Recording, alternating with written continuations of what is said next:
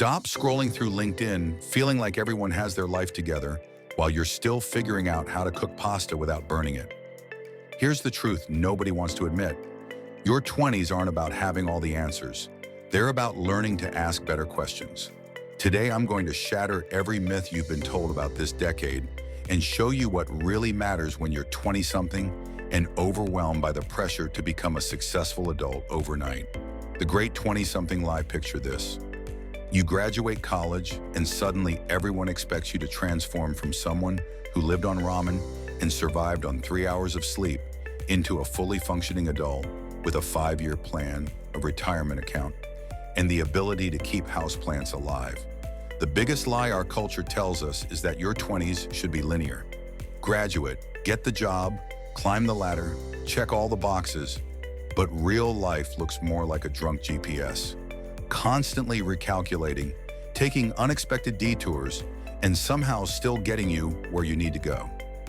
I've interviewed hundreds of people in their 40s and 50s, asking them one simple question: what would you tell your 20-something self? Not once, not a single time, has anyone said they wish they'd stuck more rigidly to their original plan. Instead, they talk about the beautiful accidents, the failures that redirected them, and the moments they said, why not? Instead of, what if? The people who thrive in their 20s aren't the ones with perfect plans. They're the ones who learn to surf uncertainty instead of fighting it. They understand that feeling confused isn't a character flaw, it's evidence that you're growing. Chapter 1. The Identity Playground. Your 20s are the ultimate identity playground. And unlike childhood playgrounds, this one doesn't close at sunset. For the first time in your life, you have enough freedom to experiment, but enough flexibility that your choices don't lock you into permanent patterns. Think about how liberating this is. You can try being the person who wakes up at 5 a.m. and journals, discover you hate it, and switch to being someone who does their best thinking at midnight. You can explore careers, cities, relationships, and lifestyles with the understanding that nothing is permanent unless you want it to be. The mistake most people make is trying to nail down their authentic self as if identity were a multiple choice test with one correct answer. But identity isn't fixed. It's fluid. You're not discovering who you are. You're actively creating who you become. Every experience in your 20s is data collection. That job you hated taught you what you value in work culture. That relationship that didn't work out showed you what you need in a partner. That city you lived in for 6 months revealed whether you thrive in community or prefer anonymity. The goal isn't to find yourself. It's to create yourself through conscious experimentation. Ask yourself, what would I try if I knew I couldn't fail? Then remember that in your 20s, most failures are actually just expensive education. Stop asking, who am I? And start asking, who am I becoming? The first question assumes you're static. The second acknowledges you're a work in progress. And works in progress are always more interesting than finished products. Chapter 2. The Relationship Revolution. Here's something no one tells you. Your 20s are when you learn that not all relationships deserve the same level of investment. This isn't cynical, it's strategic. In your teens, friendships often form through proximity and shared circumstances. But your 20s introduce you to intentional relationships, connections built on mutual growth, shared values, and genuine compatibility, rather than just being in the same place at the same time. This is when you discover the difference between energy-giving relationships and energy-draining ones. Some people leave you feeling inspired and capable after every interaction. Others somehow manage to make you feel exhausted even when nothing particularly dramatic happened. Learning to identify and prioritize the relationships that fuel your growth while gracefully distancing yourself from those that don't is one of the most valuable skills you'll develop. It's not about becoming selfish. It's about becoming intentional with your most precious resource, your energy. Quality relationships require active cultivation. They don't maintain themselves through good intentions or shared history. The friends who will matter in your 30s and beyond are the ones you invest in consistently during your 20s. Think of your social circle like a garden. Some relationships are perennials. They'll keep blooming year after year with basic maintenance. Others are annuals, beautiful for a season but not built to last. And some are weeds. They might have been welcome once, but now they're choking out everything else. The beautiful thing about relationship curation in your 20s is that you're not just choosing who to spend time with, you're choosing who you become. We unconsciously adopt the habits, attitudes, and ambitions of our closest connections. Choose wisely. Chapter 3. The Money Mindset. Shift your 20s, bank account might look pathetic, but your financial habits are writing checks. Your future self will either cash or have to pay for decades to come. The money decisions you make now have exponential impact because you have time, the most powerful force in finance, on your side. Financial literacy isn't about getting rich quick or impressing others with expensive purchases. It's about creating future freedom and options for yourself. Every dollar you intentionally direct toward your future creates possibilities that wouldn't otherwise exist. Here's the math that should terrify and motivate you. Someone who saves $100 monthly starting at 25 will have about $350,000 by retirement at a conservative 7% return. Wait until 35 to start, and that number drops to $150,000. That 10-year delay costs $200,000 in future wealth. But financial wisdom in your 20s isn't just about saving. It's about developing a healthy relationship with money that serves your values rather than society's expectations.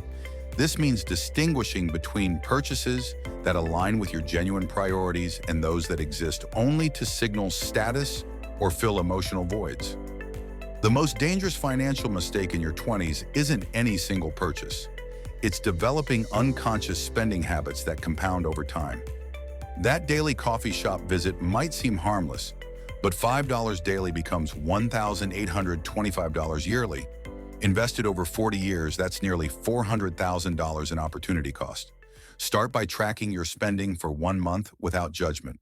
Just observe where your money actually goes versus where you think it goes. Most people are shocked by the disconnect. Then ask yourself, does this spending pattern align with my actual values and goals? Or am I just operating on autopilot? The goal isn't financial perfection or deprivation, it's intentionality. Money is a tool for creating the life you want, not an end in itself. Your 20s are when you learn to wield this tool skillfully. Chapter 4. The Health Investment Strategy. Your body in your 20s is like a high-performance car with incredible engineering. And unfortunately, most of us drive it like we're in a demolition derby. The illusion of physical invincibility masks the reality that you're establishing the health baseline you'll return to for the rest of your life. Every health habit you form or fail to form in your 20s compounds exponentially. The difference between someone who prioritizes their health in their 20s versus someone who waits until their 40s isn't just visible in their appearance. It's measurable in their energy, cognitive function, disease resistance, and overall quality of life. Physical health isn't just about looking good in photos. It's about having the energy and vitality to pursue everything else that matters to you. Mental health deserves equal priority. Learning to recognize stress signals, process emotions healthily, and seek support when needed are skills that will serve you in every area of life. The secret isn't perfection, it's consistency. A mediocre workout done regularly beats an intensive workout done sporadically. A decent sleep schedule maintained consistently trumps perfect sleep achieved occasionally. Small, sustainable health investments compound into significant advantages over time. Start with the basics. Move your body daily in ways you enjoy. Prioritize sleep like your life depends on it, because it does. Eat mostly whole foods without obsessing over perfection, and develop stress management techniques that actually work for your lifestyle. Your 20s are also when you establish your relationship with healthcare. Find doctors you trust, understand your insurance, get regular checkups, and learn to advocate for your health needs. These aren't just practical necessities. They're investments in your long-term well-being and peace of mind. Remember, the health habits that feel optional in your 20s become mandatory in your 40s. The choice is whether to adopt them voluntarily when they're easier or be forced into them later when the stakes are higher. Chapter 5. The Career Laboratory. Forget everything you've been told about finding your passion and following your dreams. Your 20s aren't about discovering the one perfect career path. They're about experimenting with multiple paths to understand what energizes you, what you're naturally good at, and what creates value in the world. The old career model, pick a lane, stay in it for 40 years, retire with a pension, is as obsolete as rotary phones. Today's economy rewards adaptability, diverse skill sets, and the ability to connect ideas across different fields. Your 20s are perfect for building this versatility. Instead of asking, "What should I do with my life?" which paralyzes with its enormity, ask, "What can I try next that will teach me something valuable about myself and the world?" This reframes career exploration from a high-stakes permanent decision to a series of experiments with valuable data. Every job teaches you something, even if it's just clarity about what you don't want in your next role. That soul-crushing corporate position might reveal that you need creative autonomy. That chaotic startup experience might show you that you thrive with structure. That nonprofit work might demonstrate that mission alignment matters more than salary. The biggest career mistake in your 20s isn't choosing the wrong path. It's staying on any path too long out of fear or inertia when it's clearly not serving your growth. Your 20s are the optimal time for career pivots because you have fewer obligations and more runway for recovery if experiments don't work out. Focus on developing transferable skills that will be valuable regardless of industry. Communication, problem solving, project management, emotional intelligence, and the ability to learn new systems quickly. These capabilities create options and increase your adaptability in an unpredictable job market. Network intentionally by building genuine relationships with people whose work you admire, rather than just collecting contacts. The best opportunities often come through relationships, not job boards. Be generous with your time and expertise, and others will reciprocate when you need support. Chapter 6. The Learning Revolution. Your formal education may have ended, but your real education is just beginning. The most valuable skill you can develop in your 20s isn't any specific expertise. It's learning how to learn efficiently and enjoy the process of intellectual growth. In a rapidly changing world, the ability to continuously acquire new knowledge and skills is your greatest career insurance. Industries transform overnight, technologies become obsolete, and entirely new fields emerge regularly. The people who thrive are those who can adapt by learning whatever becomes necessary. Your brain in your 20s is still remarkably plastic and hungry for new challenges. Take advantage of this biological window by deliberately exposing yourself to diverse ideas, perspectives, and skill sets. Read outside your field, take online courses in areas that intrigue you, attend lectures on topics you know nothing about, develop a learning system that works with your lifestyle and preferences. Maybe it's podcasts during your commute, audiobooks during exercise, or dedicating Saturday mornings to exploring new subjects. The key is consistency rather than intensity. Seek out mentors and teachers who challenge your assumptions and push you beyond your comfort zone. The best learning happens when you're slightly overwhelmed but supported. Find communities of practice where you can learn from others who share your interests but have different backgrounds and expertise. Most importantly, develop intellectual humility, the willingness to say, "I don't know, but I can find out." This mindset keeps you curious rather than defensive when encountering new information that contradicts your existing beliefs. The questions you ask in your 20s shape the person you become in your 30s and beyond. Are you asking questions that expand your thinking or ones that merely confirm what you already believe? Chapter 7. The Independence. Evolution, independence isn't just about paying your own bills or living alone. It's about developing the confidence and capability to navigate life's complexities without constantly seeking external validation or direction. Your 20s are when you evolve from depending on others to becoming someone others can depend on. This independence operates on multiple levels: financial, emotional, practical, and intellectual. Financial independence starts with understanding your needs versus wants and creating systems to meet your essential requirements reliably. Emotional independence means learning to regulate your feelings and make decisions based on your values rather than others' expectations. Practical independence involves accumulating the life skills that allow you to handle routine challenges without help. Basic home maintenance, cooking nutritious meals, managing your schedule effectively, navigating bureaucracy, and solving problems creatively. Every time you figure something out yourself instead of immediately calling for rescue, you're building confidence that compounds over time. Start with small challenges and gradually take on bigger ones as your capability and self-trust grow. The goal isn't isolation or never needing help. It's developing the foundation that allows you to give and receive support from a position of strength rather than desperation. Interdependence is healthier than either dependence or complete independence. True independence also means taking full ownership of your choices and their consequences. This can feel overwhelming at first, but it's ultimately liberating. When you accept complete responsibility for your life, you also accept complete power to change it. Your 20s are when you discover that no one is coming to save you, and that's actually great news because it means you have the power to save yourself. Chapter 8, The Courage Laboratory. The most transformative moments of your 20s won't happen in your comfort zone. They'll happen when you deliberately step outside it. And here's the secret about courage. It's not the absence of fear, it's taking action despite fear. Your 20s present countless opportunities to build your courage muscle through strategic discomfort. Each time you choose growth over comfort, you expand your capacity for resilience and adventure. The brain naturally seeks safety and predictability, but the most meaningful growth happens just beyond that threshold of comfort.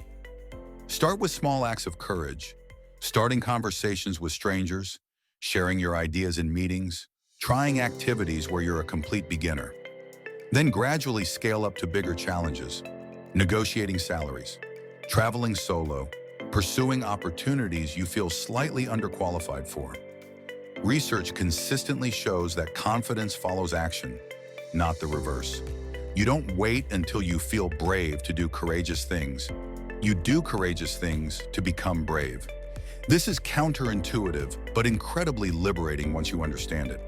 The regrets people report later in life aren't typically about failures or mistakes. They're about chances not taken, words not spoken, dreams not pursued. Your 20s are the optimal time to take intelligent risks because you have more time to recover and fewer obligations to consider. Courage isn't reckless, it's calculated. It's about expanding your comfort zone systematically rather than jumping off cliffs blindly. Each small act of bravery builds evidence that you can handle uncertainty and challenge, which makes the next brave choice easier. Ask yourself regularly, what would I attempt if I knew I couldn't fail? Then remember that in your 20s, most failures are actually valuable learning experiences that redirect you toward better opportunities. Chapter 9, The Systems Revolution. The most powerful force shaping your life isn't luck, talent, or motivation. It's the compound effect of your daily systems and habits. Your 20s are when these patterns get encoded into your life's operating system, often without conscious awareness.